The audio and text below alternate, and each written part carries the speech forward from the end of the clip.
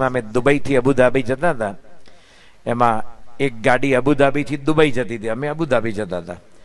6 બારણાની Mercedes ગાડી હતી, 6 door Mercedes, એકદમ પોશ કાર હતી. અને એનું બોનેટ હોય ને એ ગોલ્ડ હતું, પ્યોર સોનાનું. પણ સાંજનો ટાઈમ થયો, અમે જોયું, નજરે જોયેલી વાત, પોતાની મર્સિડીઝ ઊભી રાખી, જે એકદમ જે ઇમરજન્સી હોય ને, એક્ઝિટ, આમ 4 રસ્તા હોય, પહેલો ફાસ્ટ ગાડી, બીજી ઓછી મધ્યમ ગતિ, ત્રીજી સ્લો, અને ચોથી છે ને તમારે ઊભી રાખે, કોઈ માટે કંઈક રાહ જોતા હોય, ડેકીમાંથી પાણી નહીં, તમારે જગબગ કાઢવો હોય. આપણે તો આવડા મોટા હાઈવેમાં 80 રૂપિયાનો ટેક્સ ભર્યો તો પહેલી ટ્રેકમાં તો ટ્રકવાળા જ હોય છે, અને બીજામાં પાછા લક્ઝરી વાળા, તમે ત્રીજા જાઓ કે.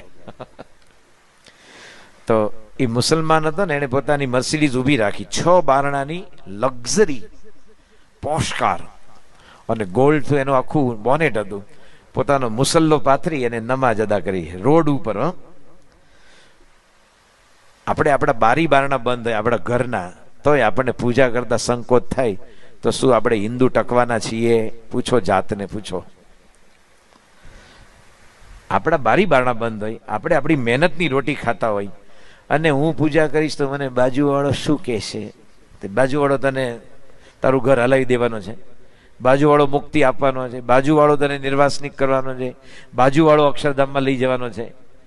અરે ભગવાનનું નામ લઈ જાય છે, એનું લેવા માટે હું સંકોચ એમ? તો આપણે આપણા ઘરમાં પૂજા કરતા સંકોચ થાય છે. તો ભગવાનની નિત્ય પૂજા કરીએ છીએ ત્યારે ભગવાન આપણા પર રાજી થાય છે.